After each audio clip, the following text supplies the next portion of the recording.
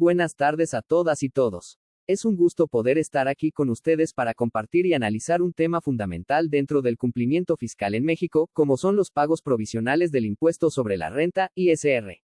En esta sesión, nos enfocaremos específicamente en los pagos provisionales establecidos en el título 2 de la ley del ISR, que regula el régimen general de las personas morales. A lo largo de esta sesión comentaremos los siguientes puntos clave. ¿Quiénes son los contribuyentes obligados al pago del ISR? ¿En qué casos las personas morales están exentas de presentar pagos provisionales? Fechas límite para el pago de estas obligaciones mensuales. El procedimiento para determinar el impuesto, paso a paso. ¿Qué ingresos deben considerarse para calcular el pago provisional? ¿Qué ingresos no deben considerarse en dicha determinación? El momento en que los ingresos deben reconocerse para efectos del cálculo. ¿Cómo se determina el coeficiente de utilidad y su importancia en el cálculo del pago? Así como aspectos prácticos del uso de la plataforma del SAT para presentar estos pagos. Al finalizar esta sesión, el objetivo es que ustedes cuenten con los conocimientos necesarios para identificar cuándo se debe presentar un pago provisional, calcular correctamente el monto a pagar conforme a la ley, cumplir en tiempo y forma con esta obligación fiscal. Todo esto, enfocado en el contexto de las personas morales que tributan en el régimen general. Iniciando con algunas disposiciones generales, el artículo 1 de la Ley del Impuesto sobre la Renta define quiénes están obligados a pagar el ISR en México. Esta obligación fiscal aplica a diferentes tipos de contribuyentes dependiendo de su residencia y del origen de sus ingresos. La ley distingue tres escenarios.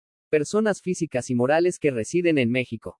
Estos contribuyentes deben pagar ISR por todos los ingresos que obtengan, sin importar si el ingreso proviene de México o del extranjero.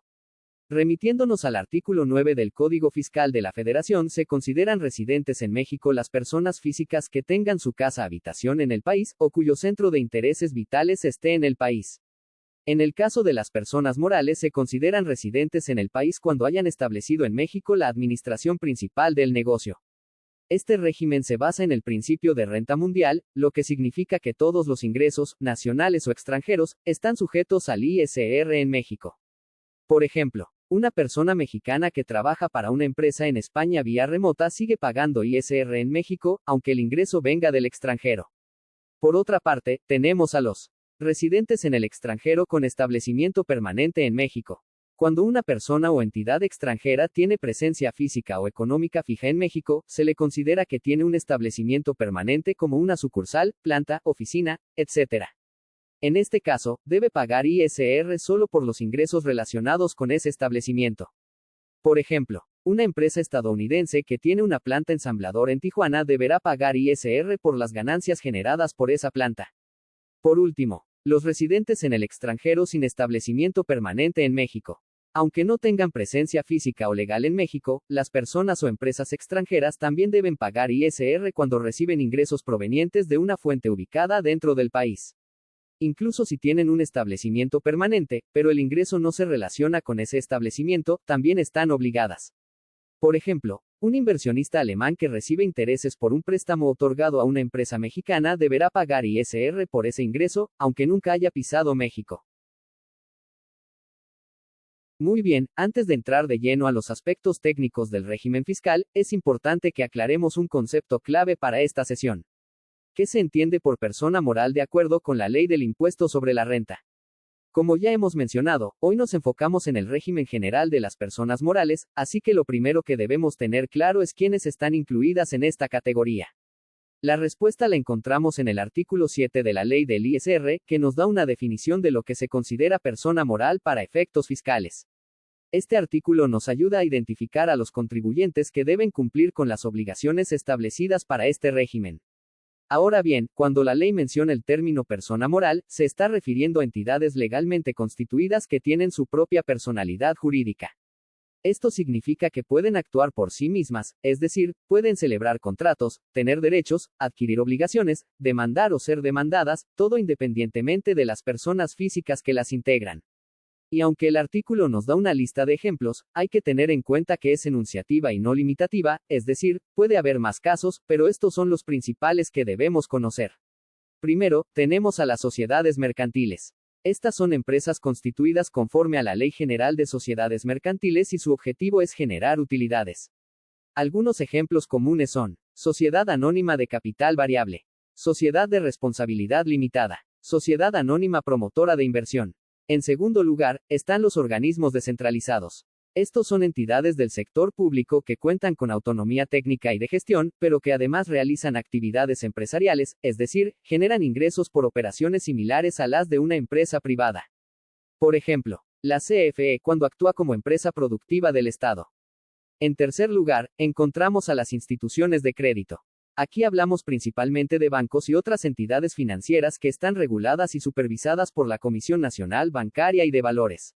Estas instituciones también están consideradas como personas morales para efectos del ISR. Luego están las sociedades y asociaciones civiles. Generalmente, estas organizaciones no persiguen fines de lucro, pero si en algún momento realizan actividades empresariales, entran en el régimen de personas morales. Y por último, tenemos una figura contractual muy particular, la Asociación en Participación, AMP. Este es un contrato entre dos o más personas que se asocian para llevar a cabo una actividad específica. Si esa actividad es de tipo empresarial, entonces la ley también la trata como una persona moral para efectos fiscales. En resumen, estos son los tipos de entidades que la ley del ISR reconoce como personas morales. Muy bien, entrando de lleno al tema central de esta sesión. Y lo primero que necesitamos tener claro es el fundamento legal de esta obligación. Es una obligación, no es opcional, ni se trata de una práctica administrativa, está establecida por ley. Específicamente, se encuentra en el artículo 14 de la Ley del Impuesto sobre la Renta, dentro del título 2, que es el que regula todo lo relacionado con las personas morales que tributan en el régimen general. ¿Qué nos dice este artículo? De forma muy clara establece que los contribuyentes deberán efectuar pagos provisionales mensuales a cuenta del impuesto del ejercicio.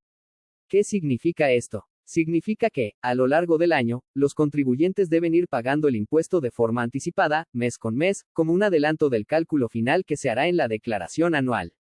En pocas palabras, el ISR no se paga únicamente al final del ejercicio fiscal.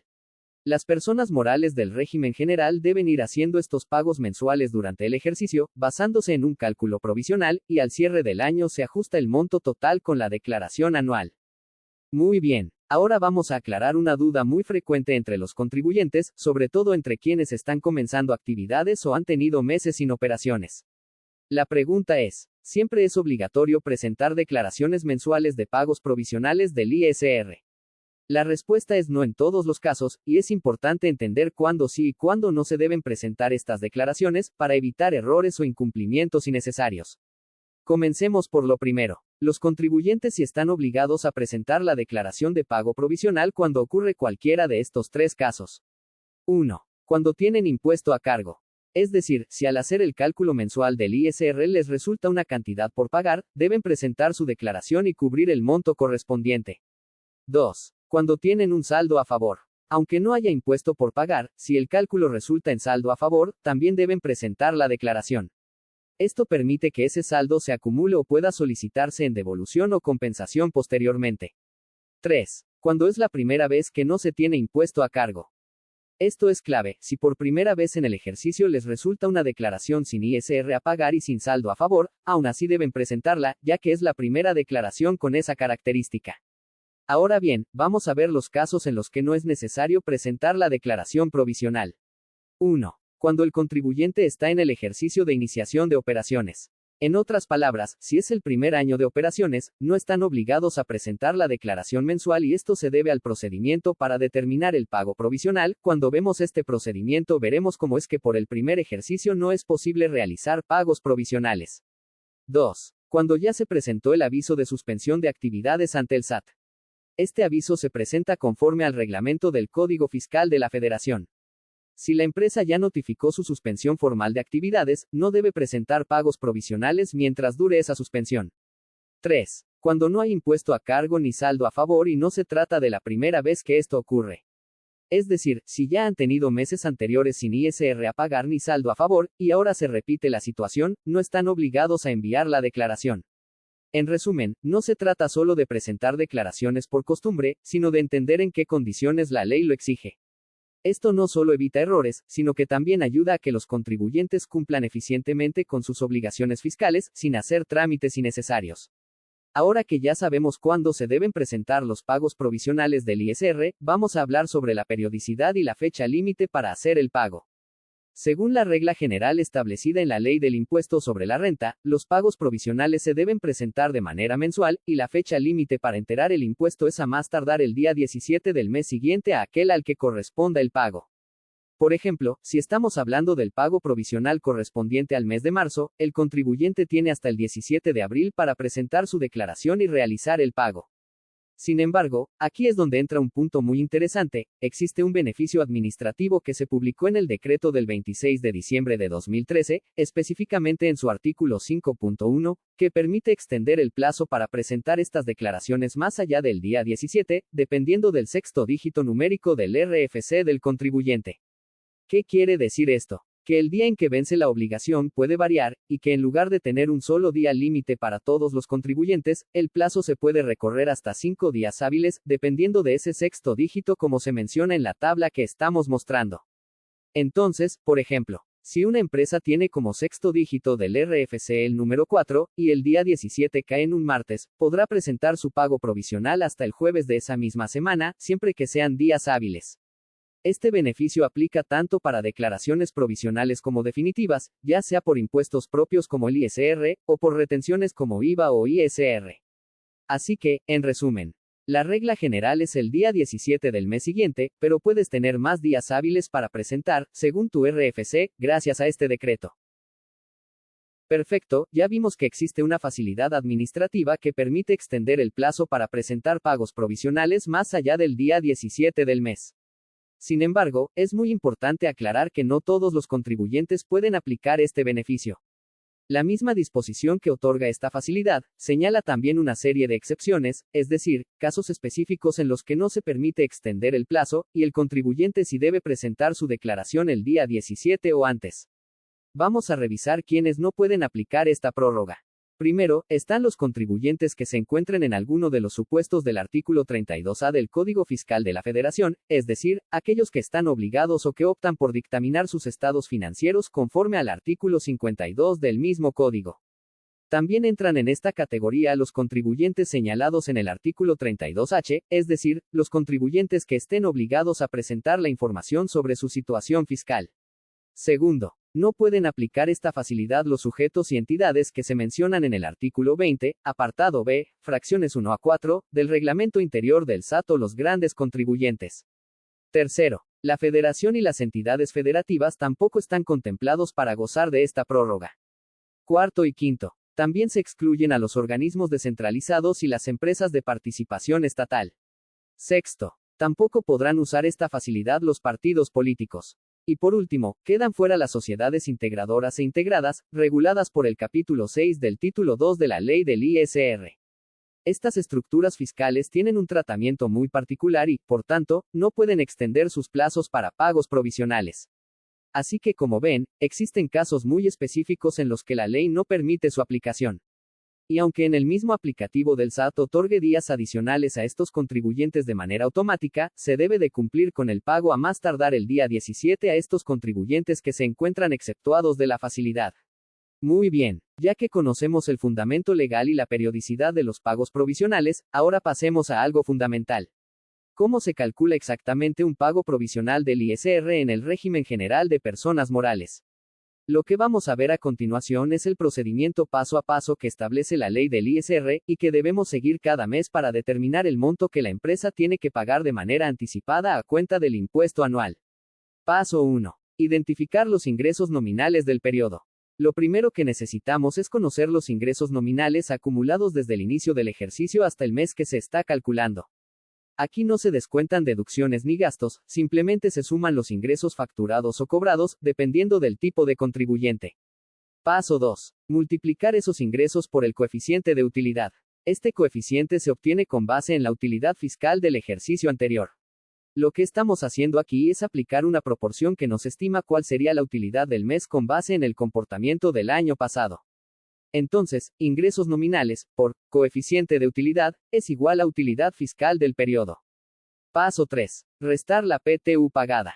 Recuerden que el reparto de utilidades debe efectuarse dentro de los 60 días siguientes a la fecha en que deba pagarse el impuesto anual, por lo que normalmente esta distribución de PTU se realiza en el mes de mayo. Entonces, en el pago provisional, la PTU efectivamente pagada se disminuye en partes iguales en los meses de mayo a diciembre.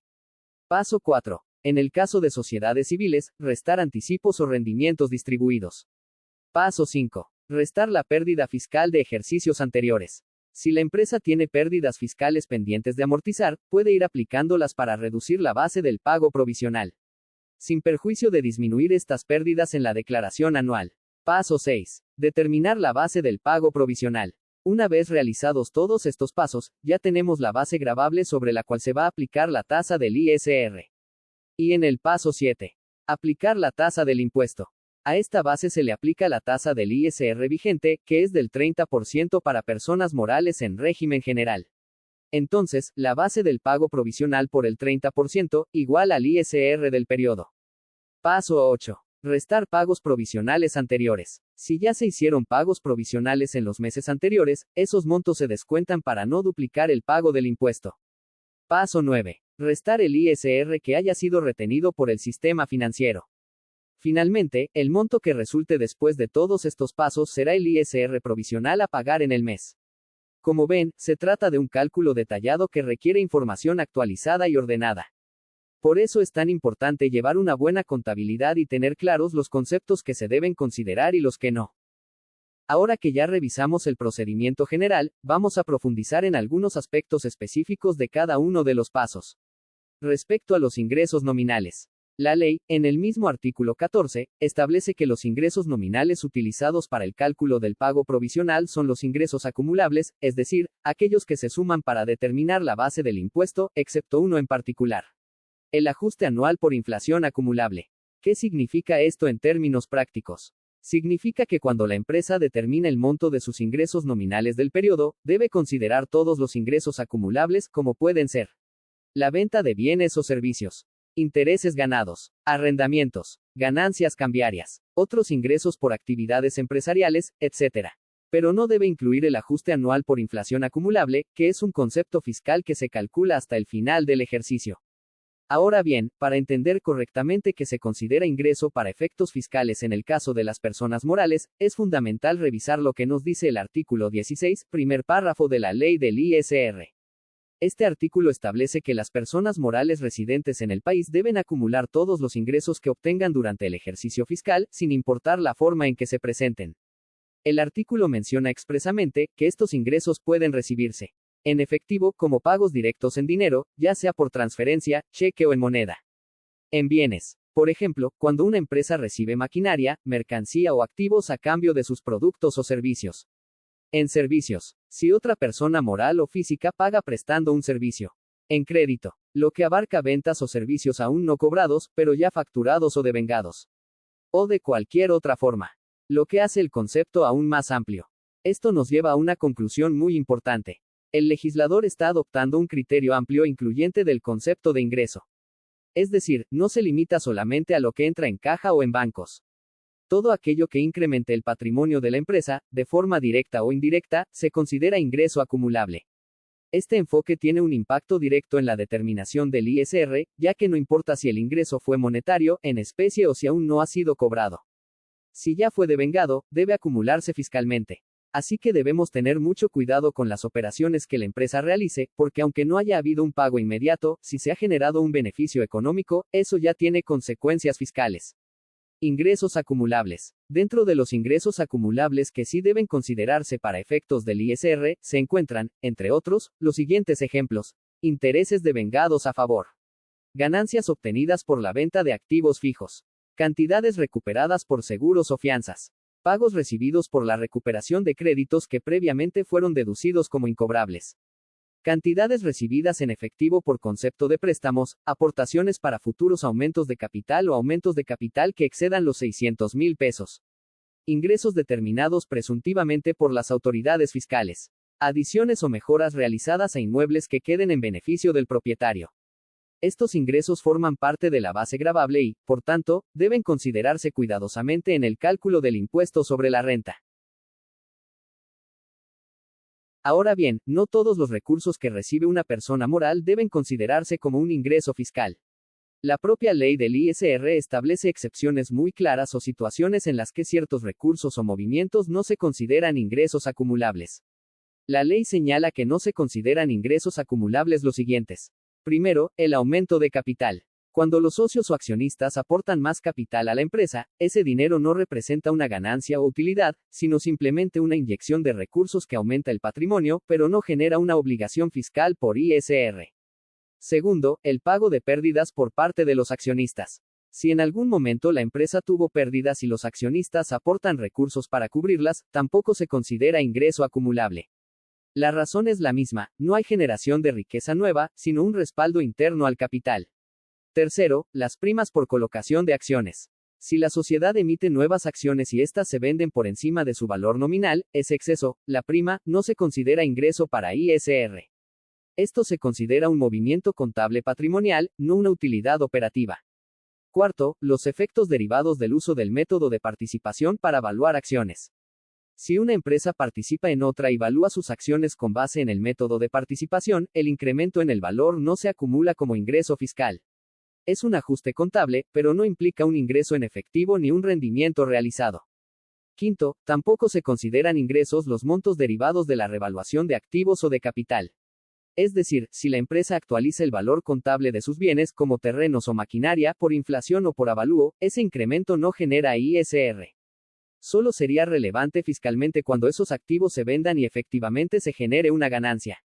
Y finalmente, otro punto muy importante, no son acumulables los dividendos o utilidades que una persona moral reciba de otra persona moral residente en México. ¿Por qué? Porque esos dividendos ya pagaron ISR en la sociedad que los generó, y la ley busca evitar una doble tributación.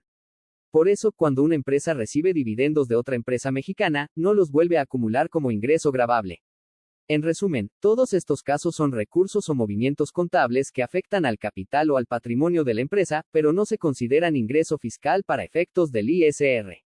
Así que al calcular la base del impuesto, debemos tener mucho cuidado de no incluirlos por error como ingreso acumulable.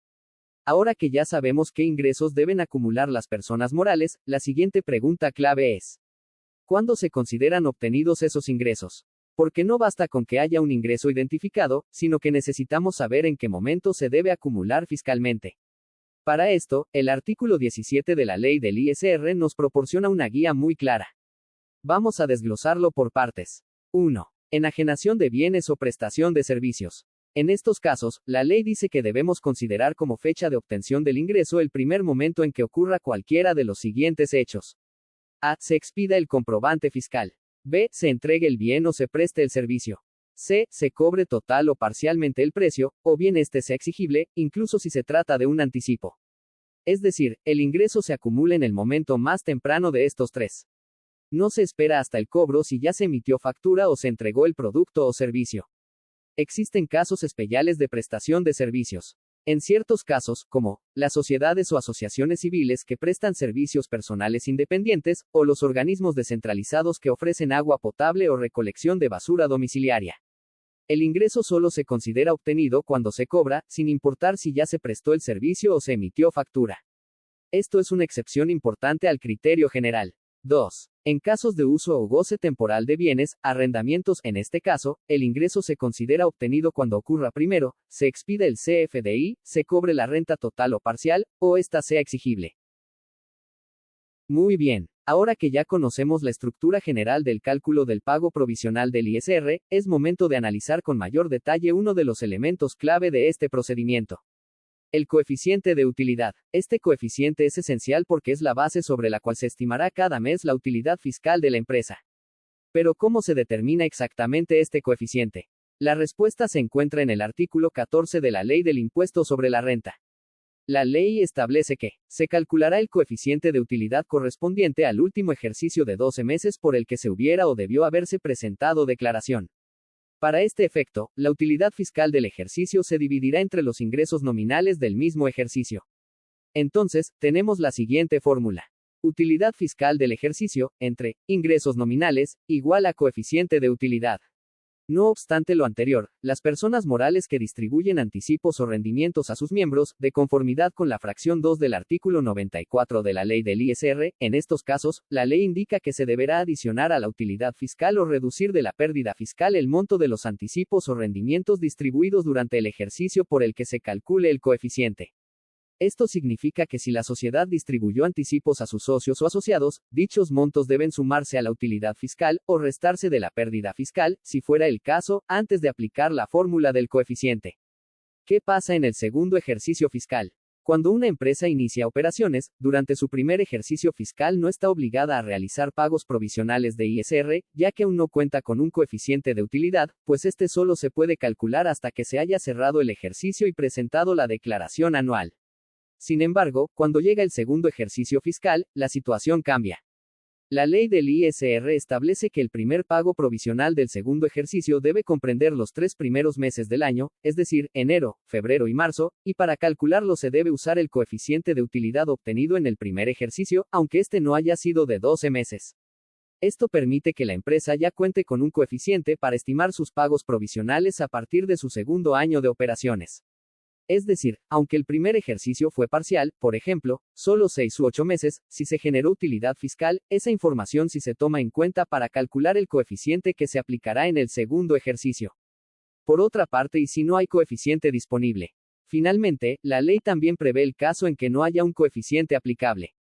Cuando en el último ejercicio de 12 meses no resulte coeficiente de utilidad, se deberá aplicar el coeficiente del último ejercicio de 12 meses anterior por el que sí se tenga coeficiente. Pero atención, ese ejercicio anterior no puede ser de más de 5 años. Esto evita que se utilicen coeficientes demasiado antiguos, que ya no reflejan la realidad económica de la empresa. Entonces, como puedes ver, el coeficiente de utilidad cumple una función central en el cálculo mensual del ISR. Se trata de una estimación fiscal anticipada, que permite determinar, de forma proporcional, qué parte de los ingresos representa una utilidad estimada. Si el coeficiente es muy alto, el pago provisional será mayor. Si el coeficiente es bajo, el pago se reduce. Pero ojo, el coeficiente no se puede modificar libremente. Está basado en los resultados ya declarados en ejercicios anteriores, y por lo tanto debe ser consistente con la declaración anual del ejercicio respectivo. Con todo lo que hemos revisado hasta este punto, ya contamos con una base sólida para entender cómo se determina el pago provisional del ISR en el régimen general de personas morales. Hemos analizado los conceptos clave, el fundamento legal, los ingresos que deben o no acumularse, así como el uso del coeficiente de utilidad y el tratamiento especial en los primeros ejercicios fiscales. Sabemos que estos cálculos requieren orden, claridad y soporte documental. Por ello, si desean contar con los papeles de trabajo en Excel que les permitan realizar la determinación del coeficiente de utilidad y el cálculo completo del pago provisional, pueden solicitarlos enviando un mensaje por WhatsApp al número que aparece en pantalla. Estos archivos están diseñados para facilitarles el proceso y asegurar que los cálculos se hagan conforme a lo establecido por la ley. Ahora que comprendemos cómo se determina el pago provisional del ISR, pasemos a la presentación en la plataforma del SAT. Una ventaja del sistema es que muchos datos se precargan automáticamente, lo que facilita el proceso, pero también exige verificar que la información sea correcta antes de enviarla. ¿De dónde obtiene el SAT estos datos precargados? De los CFDI de ingresos emitidos, de los CFDI de nómina por PTU pagada, el coeficiente de utilidad se precarga con base en la última declaración anual así como las pérdidas fiscales por amortizar. En resumen, aunque el portal del SAT facilita la presentación del pago provisional, es responsabilidad del contribuyente revisar, corregir y complementar los datos ya que cualquier error puede derivar en sanciones o revisiones fiscales. Estimados participantes, hemos llegado al final de este curso sobre pago provisional de ISR y quiero agradecerles sinceramente por su tiempo, su atención y sobre todo, su interés en profesionalizarse y cumplir adecuadamente con sus obligaciones fiscales. Si después de este curso te diste cuenta de que podrías estar pagando de más, si tus declaraciones te generan dudas, o si simplemente quieres asegurarte de estar cumpliendo correctamente con el SAT, estamos aquí para ayudarte. Te invitamos cordialmente a agendar una consulta con nuestros especialistas, donde podremos revisar tu caso particular y ofrecerte soluciones concretas y seguras, siempre dentro del marco legal. Puedes llamarnos al número que aparece en pantalla, enviarnos un mensaje de WhatsApp, correo o visitar nuestra página web. Estaremos encantados de ayudarte. Muchísimas gracias por tu atención, tu confianza y por permitirnos ser parte de tu desarrollo.